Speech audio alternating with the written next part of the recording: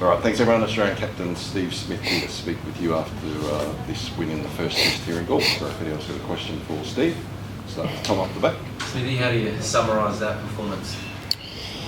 Yeah, it was a really good performance from the outset. I thought the way we started the game, Travis and Usman's partnership, Travis, the way he came out and put them under pressure immediately, and obviously Usman's innings to score his first double hundred was outstanding, and the way he was able to do it was even more impressive. Playing on the horizontal plane, the vertical plane, using his feet at times, playing deep, defending well.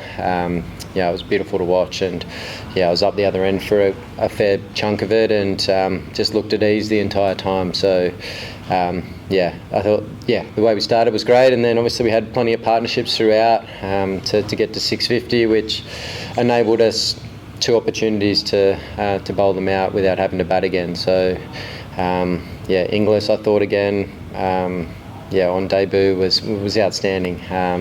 Again, similar to Usman, the way he was able to play on both planes, use his feet, just put them under pressure immediately from the moment he got to the crease was outstanding. He looked like a veteran. So, it was a terrific first innings, and then the spinners just bowled beautifully in tandem. After Mitchell Starc, who I thought bowled beautifully with the new ball too. So, it was almost a near flawless performance.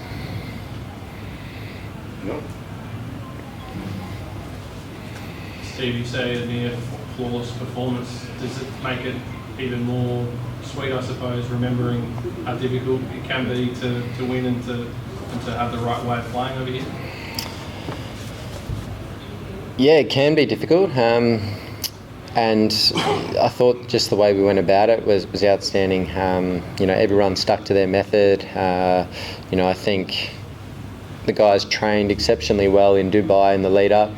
We were able to develop some wickets that we wanted to work on some things, and then when we came here, similarly, guys did the same, and then really focused in 2 days out from the game and sort of got their game plans completely in order and brought it all together. And I thought our batting in the first innings was outstanding. To post 650 on what was a wicket that offered, I think, a fair amount of spin was a very good effort, and the fact that we didn't have to bat again probably proved that, I suppose. I think all of our bowlers bowled beautifully as well. Was it nice also, because you don't always get the opportunity to, captain or work with tactics with your spin bowlers or a lot of runs on the board over here? Often, the games are closer or the runs have been harder to come by. Was that good as well to do? It's a lot of fun when you've got 650 on the board. You can kind of set some funky fields, try and force batter errors as much as possible, and not be worried about getting hit for any boundaries and things like that. So that was a lot of fun. Very well, the left touch. Steve, you're obviously batting out there for a fair while on day 1 and day 2. What did you learn from the way their spinners bowled that you could then apply to your bowlers coming into the back after? I think it was just about controlling our lengths as much as possible. I thought we batted well. I didn't think they bowled badly by any stretch. There were certainly some really good spells, and we just batted really, really well.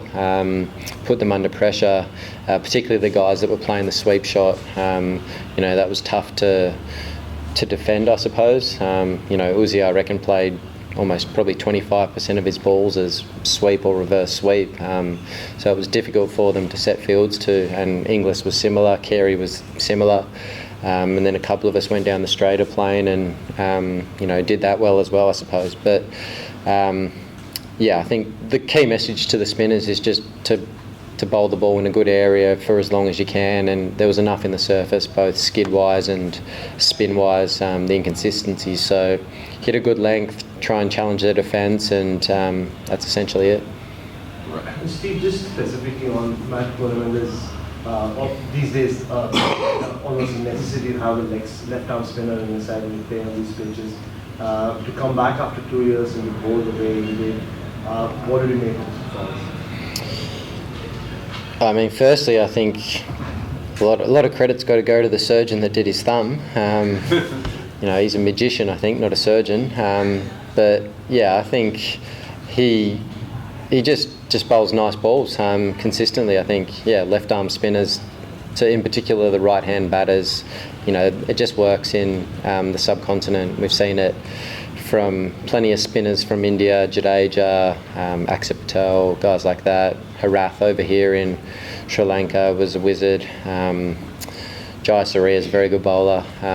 Guys that can take the ball away from the bat and present the threats of skid and spin and just bowl consistent balls. It's very dangerous. So look, he did a wonderful job when he got his opportunity in India, and he bowled beautifully again this game. I think he ended up with 9 wickets, I think. So it's a pretty good effort. So I thought all the spinners worked really well together, and that's the beauty, I suppose, of having 3 frontline bowlers. You can sort of chop and change them as soon as one's not looking quite as effective, or the batter gets a bit of a read on them, or they get a little bit tired. You put the next one on and wait to see what's happening there and get a breakthrough and come back to the next one. And it's good fun juggling them. I quite enjoy that.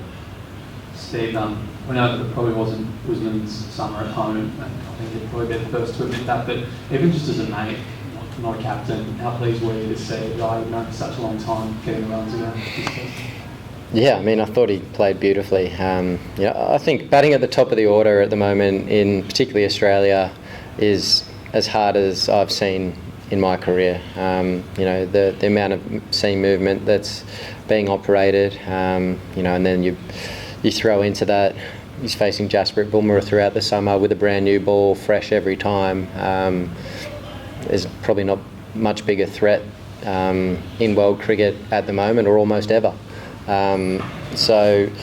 He got through some challenging periods at times back home as well that really helped us out. So he's batting nicely. It's just tough at the moment, and fortunately here, I think the last few times he's played in the subcontinent, he's come with such a clear method, a really effective method, and stuck to it for long periods. I think I said before, he probably reverse swept maybe 25% of his balls or thereabouts. I don't know the exact stat, but I'd say it'd be around there. And he just does it so well, and he's tough to set a field to when he's able to manipulate the field that way. He's talked quite a bit about how the home Ashes is a real goal this summer. As someone who's a senior leader in his team, how much do you want him there? I mean, I think he's still batting exceptionally well, and 8 is only a number. He's still doing everything right. He's catching well in the slips. He's a senior figure, he's batting really well. So I'm not a selector, but I'm sure as long as he wants to play, then I'm happy with him there for sure. How did you view this pitch compared to others you played on at the senior in the past? I can't remember a lot about 2016. That was a long time ago. But last time we came here, we had one that was really extreme from day one, probably similar to almost how it was playing today. That was from day one, and then the other game we played, it was pretty flat the first couple of days and then broke up. So I'd say this one was kind of in the middle somewhere. The first day I think was probably, it was a little bit slower off the surface. It was a little bit tacky still. But yeah, I think it still broke up and offered plenty off the straight, and then you saw there was some spin out of the rough as well. So yeah, I thought it was a pretty good wicket. And Cliff, selector, but you're a captain on tour. Do you expect that it'll be a similar situation compared to this test in terms of having to wait pretty late to maybe taking the second test, just because you just still don't know what you might get for the second test? Yeah, I'd imagine so. We don't know what we're going to get, so we'll have a couple of days off now, probably a main session 2 days out and an optional session the day before, and we'll come down, look at the wicket and see what we think's best for this test match coming up.